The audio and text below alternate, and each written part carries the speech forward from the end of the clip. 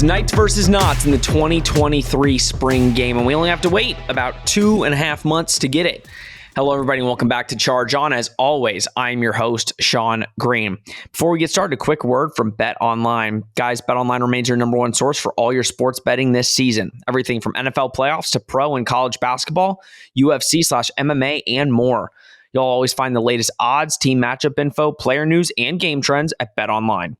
With live betting options, free contests, and live scores for almost any sport or game imaginable. BetOnline is truly the fastest and easiest way to bet all your favorite leagues and events. Head to betonline.ag today or join using your mobile device to join and receive your 50% welcome bonus with your first deposit. Make sure to use promo code BELIEVE to receive your rewards. That's BLEAV to receive your rewards. BetOnline, where the game starts. So yeah, we still don't have a schedule. That's been what we've been talking about the last couple weeks on Charge On. But first, this is the first time in a while I feel like we have one of these episodes every, month, boys, where we get all of us on a show. So it's really great. It's Wednesday, it's 10:50. So, a little tired. We Nick's a busy man. Rob's busy. But Rob, how are you doing? You're the reason we're recording this late, per usual, it seems like. So how are you doing tonight? And how was the news of the spring game? How did you take that? Hey, you know what, Sean? I'm doing great. At least I'm here. That's what counts at the end of the day, right?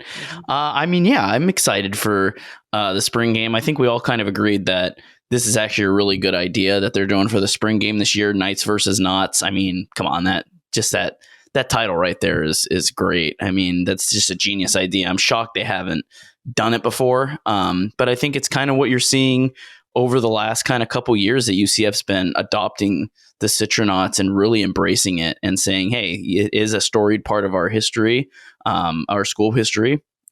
As far as colleges go, it's a young college, only about 50 years old, but the Citronaut, is a cool logo, and it's a retro logo. And now they're really taking it into the 21st century and just kind of embracing it and making it look cool. I mean, I think so many UCF fans look forward to the space games every year and just seeing what crazy uniform UCF comes out for the space game every year. So having it in the spring game, maybe potentially announcing what the space game jersey is going to look like early this year. At the very least, just getting more Citronaut themed games out there and just themed, just having the team just embrace that, I think is really cool for the brand. I mean, it's a very storied part of this team now over the last few years is just how much they've embraced the Citronaut, iconism. Yeah, nicely put. And Nick, I mean, we haven't had Nick on for a couple weeks. He was very busy with Tampa Bay sports sucking. So he was a little busy, having to talk about that. But we finally got him on an episode after a couple week hiatus. Nick, I want to apologize. RIP to the Buccaneers. RIP to Tom Brady's tenure, first of all. And how are you doing? And are you excited for the spring game coming up? First of all, please don't mention Tom Brady on this podcast. I've had enough Tom Brady talk.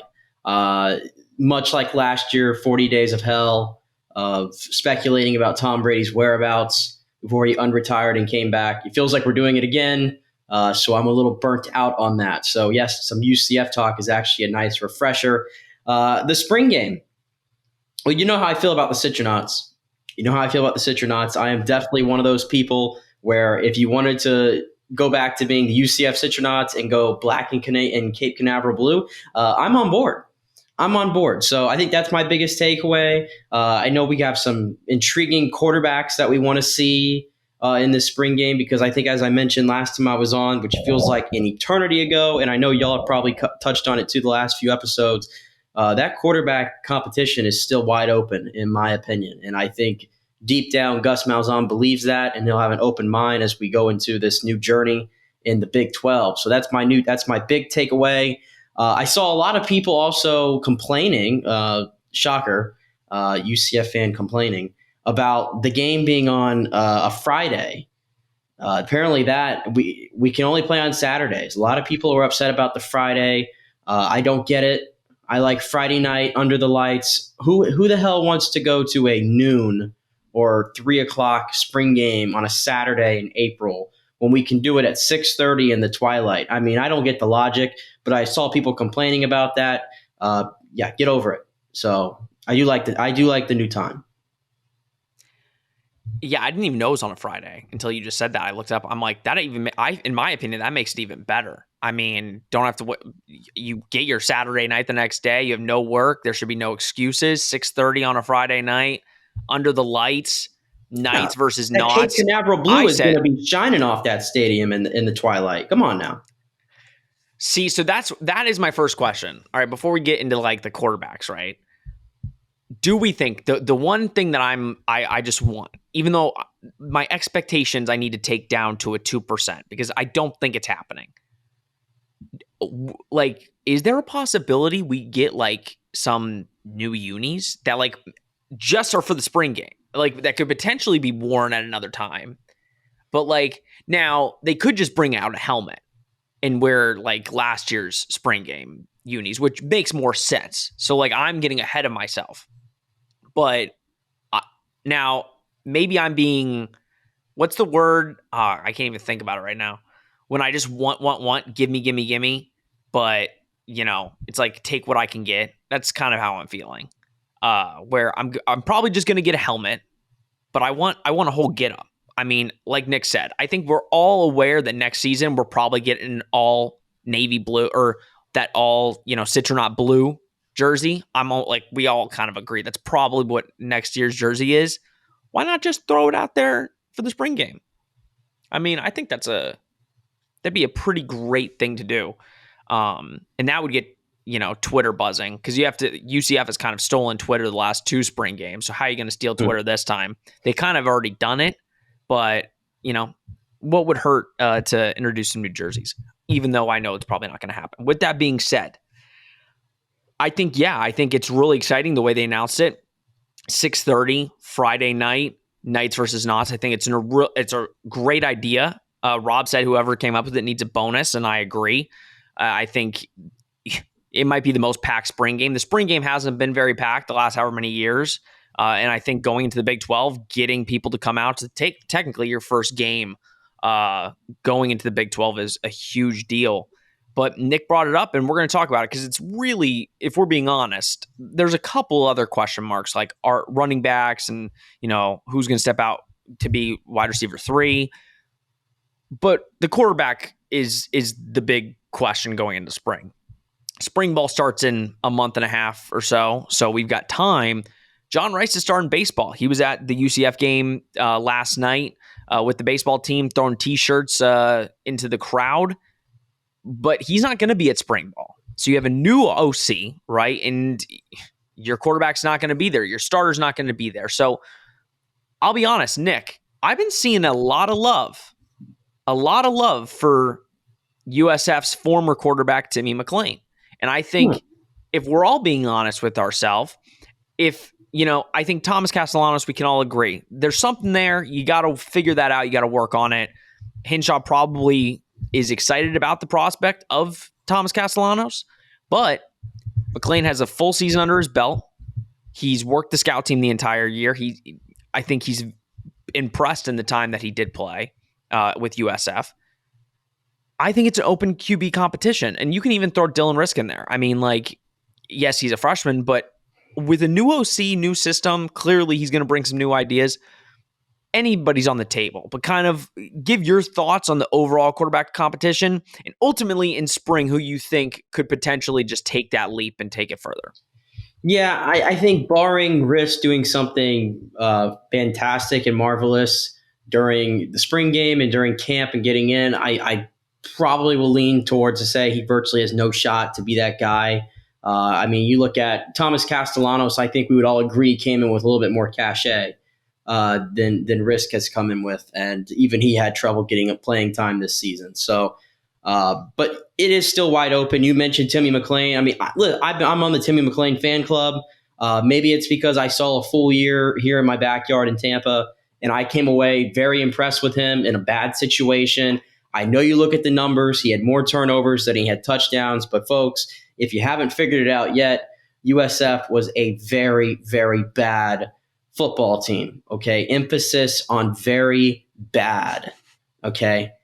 Not much he was working with. And I still thought he battled his butt off. And I think he comes in here. He definitely fits the Gus profile of what Gus is looking for. But obviously, with Darren Hinshaw in here, if he's going to call plays, if he has his own ideas of his own traits of what he wants to be a quarterback, maybe that changes a little bit. But I definitely think that this is a big opportunity for Timmy McClain to kind of step out a little bit and assert himself as the leader in the clubhouse. Rob, I think it's interesting, right? Because I've said it. I mean, I've said it with both of you, and I've talked with you guys about it, where spring ball is very crucial. I mean, it is very important. That's 15 or so practices. You're going to start implementing that new system. I mean, there's no secret. You're not just going to throw out your system from last year and say, "Oh, it's only spring ball. Let's just do 15 practices." No, like Hinshaw is going to be implementing his new system in spring.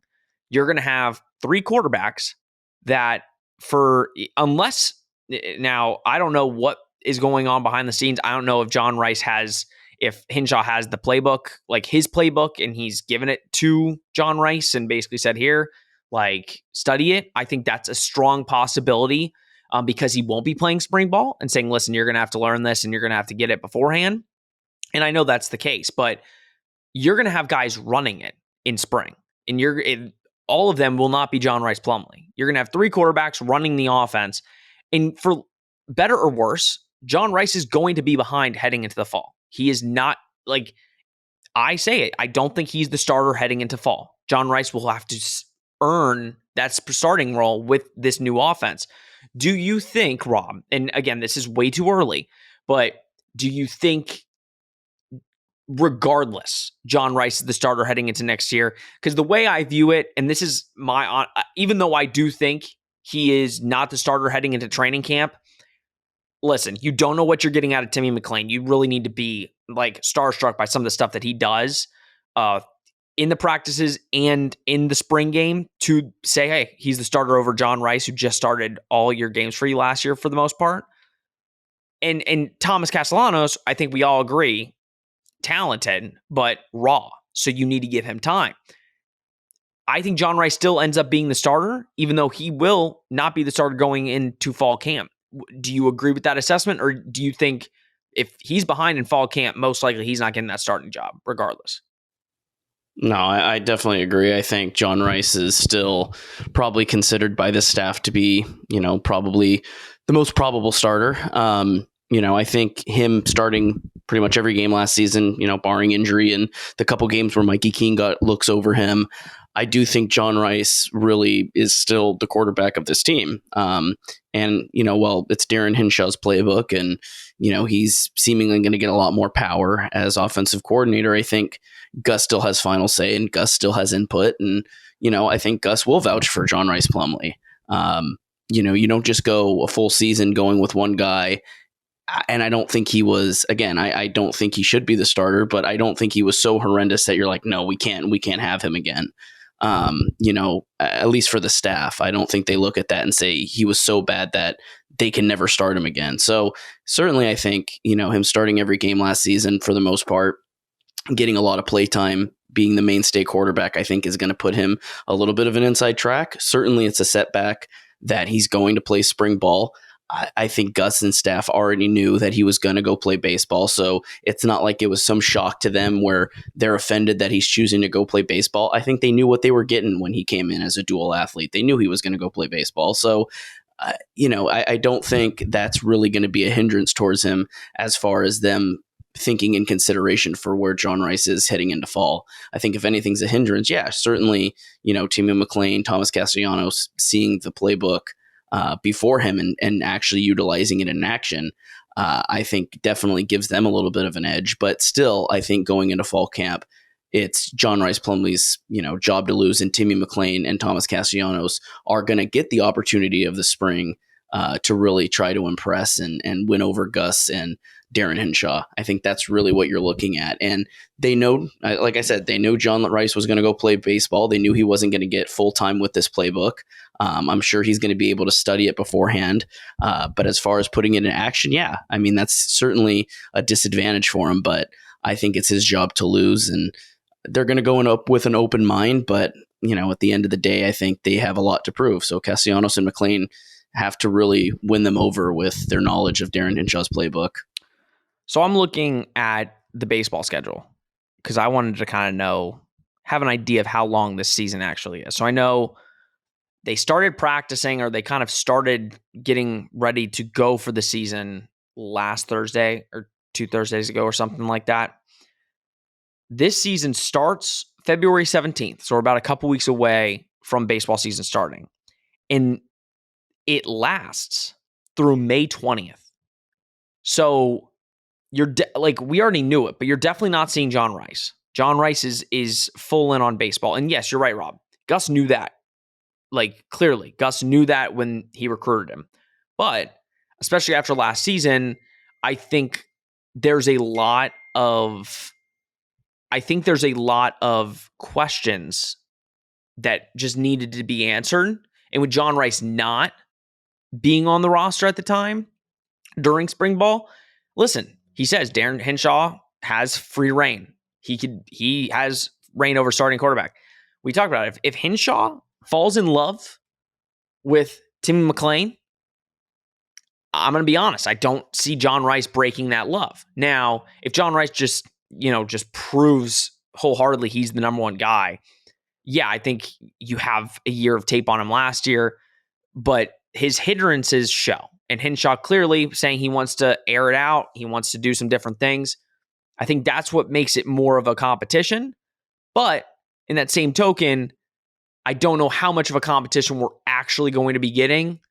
It's mainly just going to be Henshaw implementing his offense. John Rice has the playbook. When he gets in the fall, try and figure it out as much as possible in the month and a half you have and roll it out. But also, John Rice goes through May and he only gets a month or two rest. He gets June and July, and then you're going right back to football in August.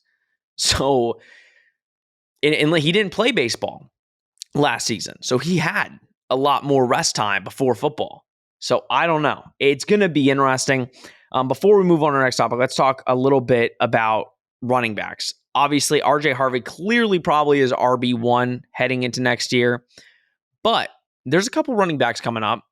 DeMarcus Bowman, I think, is a guy that we all are very intrigued by. I mean, one of the highest recruit ever to transfer into UCF, right? Was at Clemson, was at Florida. Nick, I kind of want to ask you, right? We have Jordan McDonald kind of also behind him. He's going to be a stud. You have a guy like DeMarcus Bowman, who by all accounts, obviously going into college, everybody touted him as the next big thing, NFL draft pick potential, right?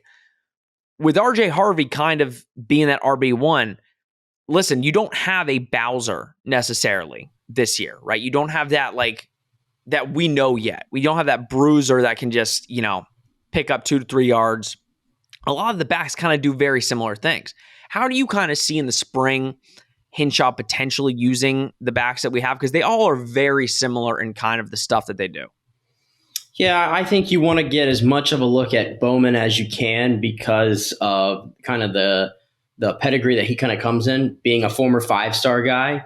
And, the more we I think what was he, class of 2020, if I'm not mistaken? Yeah. I mean, the more you get removed from that, I know it's a little bit of a tricky situation there because I'm not saying he doesn't deserve the chances, but you're so far removed from his class and there's really zero tape to go off of on DeMarcus Bowman, right?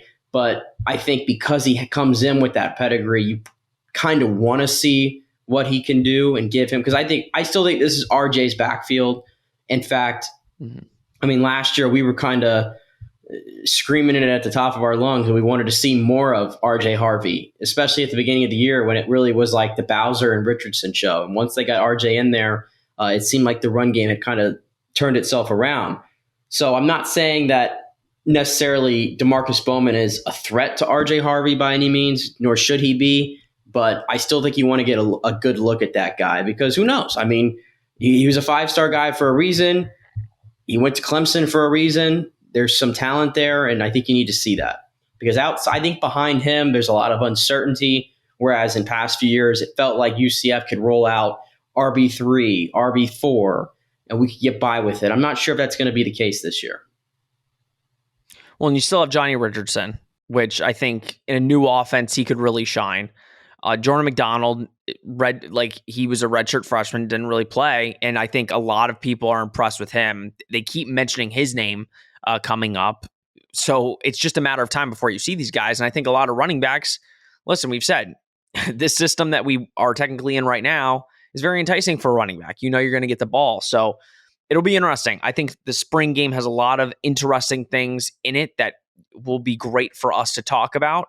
And who knows? Out of spring, we might have a guy that we're clamoring to be to be QB1 out of it, and his name might not be John Rice. It might be Thomas. It might be Timmy, and hell, it could be Dylan. Who the hell knows? All right, let's move on. Harris twins. We've got less than a week before they officially announced their commitment.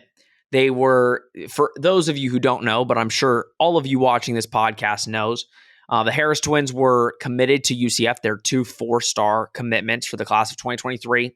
Travis Williams was their main recruiter. They pretty much committed to UCF because Travis Williams was here. He was the linebackers coach. He was a former linebacker. Harris twins wanted to be learned by him. They liked that bond.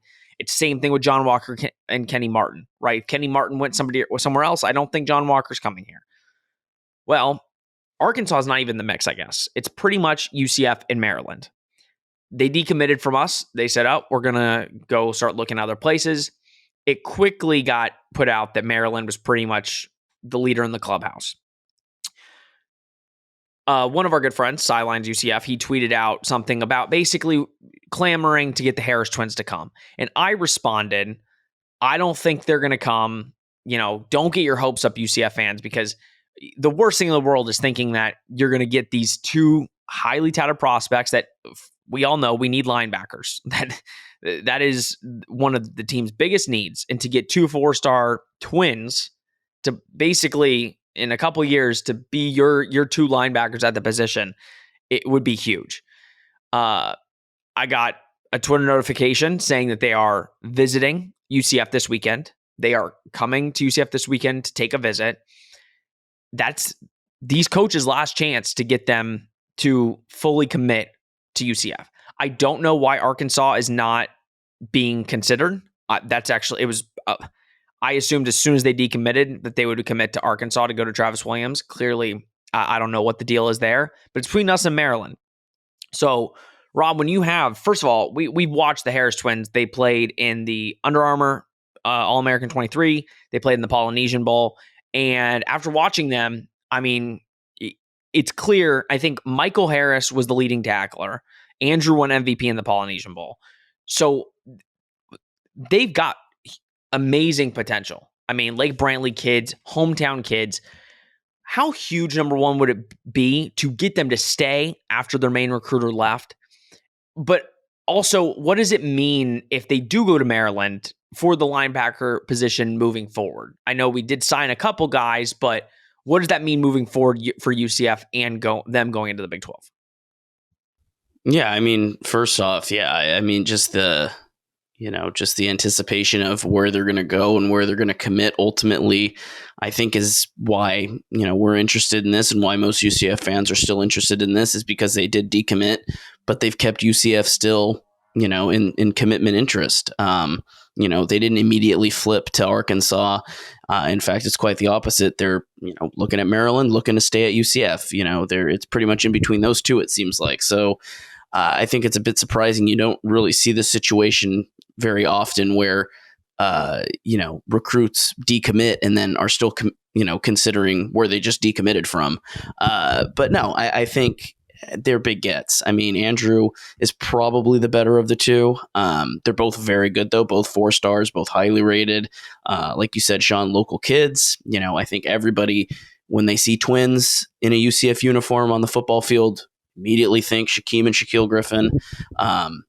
Just trying to get a fourth of that success that Shaquem and Shaquille did for this program, I think would be great for the Harris twins. But no, I you see the potential there. Andrew Harris looked phenomenal in the Polynesian Bowl. They both looked pretty good in the All-American Bowl. And I think they're just both very talented. And so to keep that, sort of that homegrown talent after your defensive coordinator and, really your main recruiting guy for some of these guys leaves, I mean, it's still still very, very important to hopefully keep them.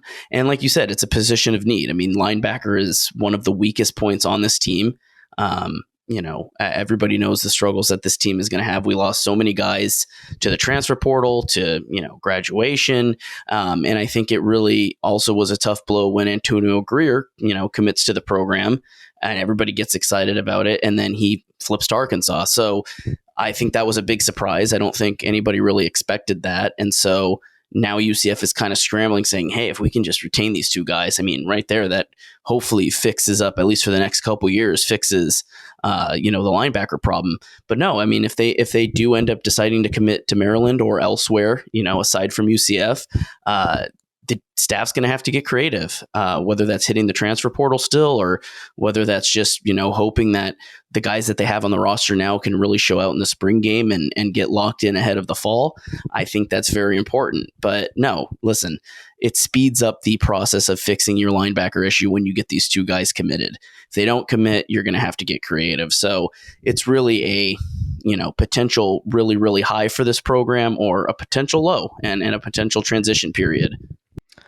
Nick, I want to ask you, because first of all, I want to just know, I mean, you've kind of known about the Harris twins when they were committed. They committed to us months ago, then decommitted. We kind of just assumed we were out of it. And then it gets announced we're in it.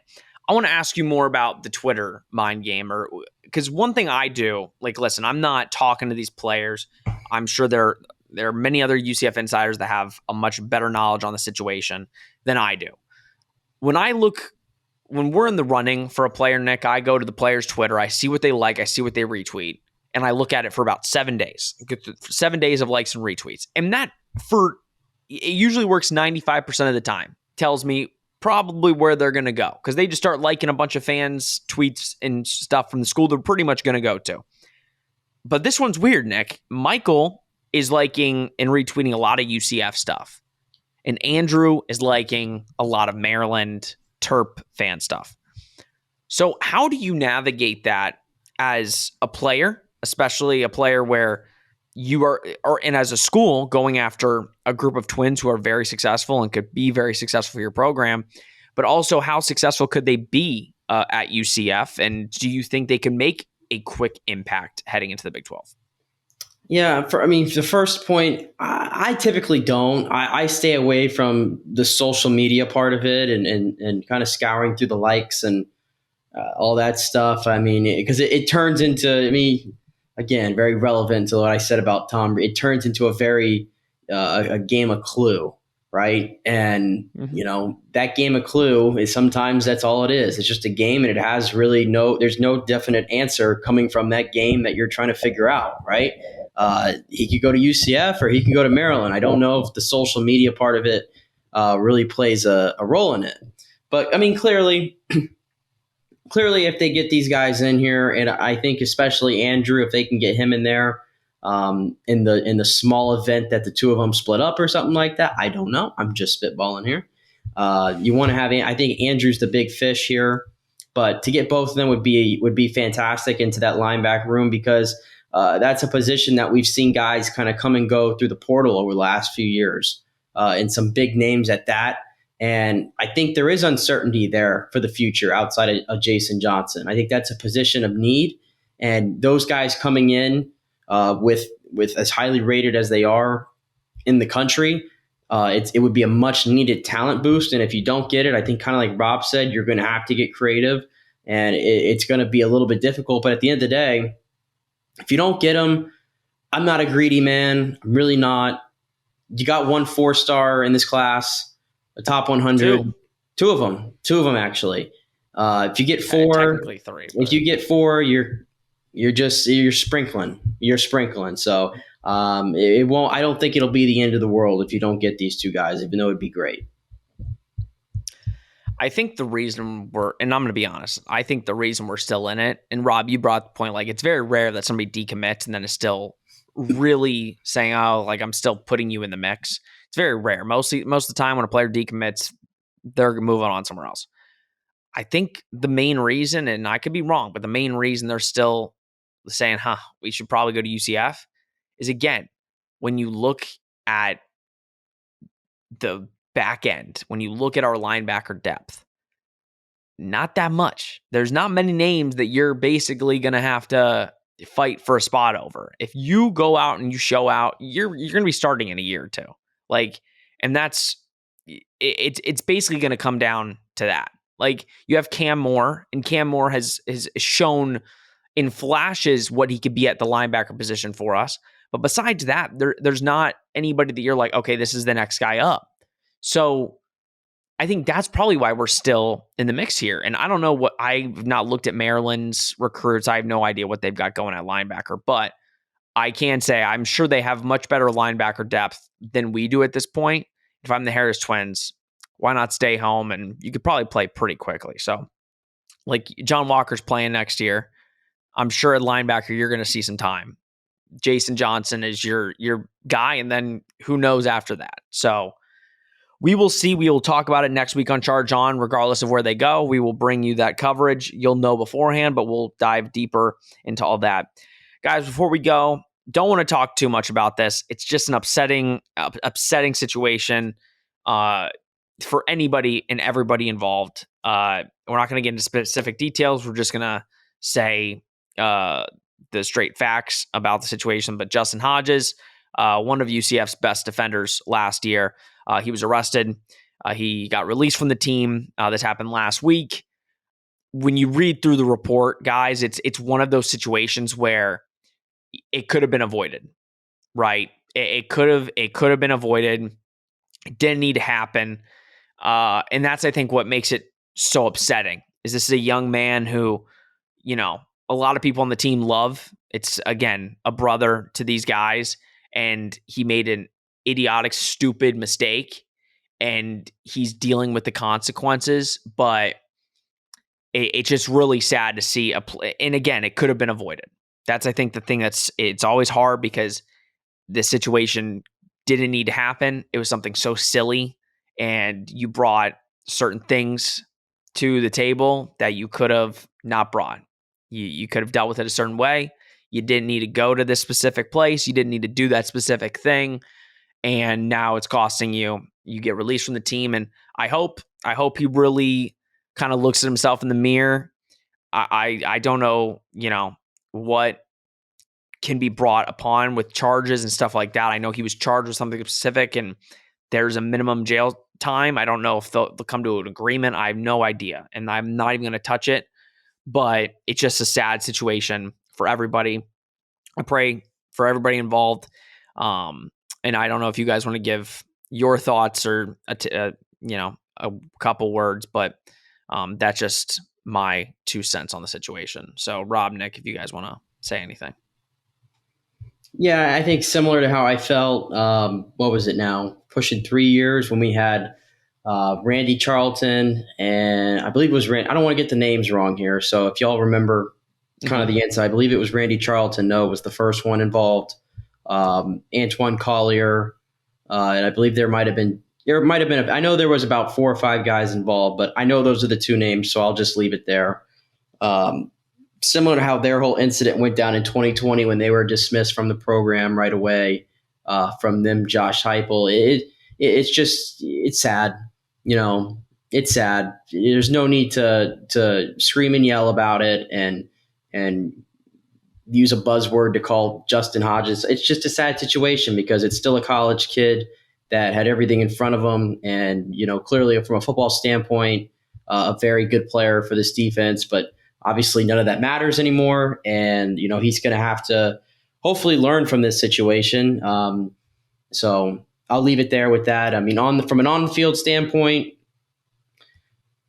it puts Nakai Martinez into potentially guaranteed starters role next year. So turn negatives into a positive. I think that's it. But yeah, it's just an unfortunate situation all around. Rob, if you want to say a couple things on it. Yeah, I mean, kind of piggybacking off of what Nick said. I mean, it is sad. You hate to see a young guy throw pretty much his career away, off of a dumb decision. And I think it's sad. I mean, we've seen this before, not just at UCF. We've seen it around college football before, where young guys just get themselves into trouble and it ends up costing them likely their career. I mean, it's a very good chance he never plays college football again. He's certainly not playing again for UCF. And it's going to be tough. I mean, a guy that was pretty much, you look at the on-field aspect of it. I mean, a guy that was going to be a mainstay on the defense, was pretty much going to be a starter, was one of our better players last season. And now, off of that, who knows what he's going to face criminally, who knows what he's going to face after that. Is he going to get another chance in college football? What's next for him? And it's just sad. I mean, it's sad when you see a young guy, at that age, just pretty much throw their life away, and it's over so soon. I mean, it's something you can't really prepare for. The program can't prepare for, and it's a hit. I mean, it's a hit on the on-field product for the team, and it's a hit to his personal life as well. You hate to see it happen. But I like Nick said, I hope he learns from it. I hope he becomes a better person because of it. And that's really all you can hope for the best. I mean, his career at UCF is done, and for him, it's time to move forward and, accept the punishment that may come. And hopefully he can turn his life around from this. I mean, it's again, you hate to say turn your life around at this when he's 21, 22. I mean, it's so young and having to worry about a turning point like that, but it is what it is at this point. You have to kind of lie in the bed you make for yourself, and he can only kind of look forward from this. Yeah, hopefully everything works out for everybody. Hopefully a lot of lessons were learned. But yeah, just a sad situation. But that's going to do it, guys, for this week's episode of Charge On. Like I said, the last couple weeks, we are just patiently waiting by our computers and by Twitter for the schedule to release.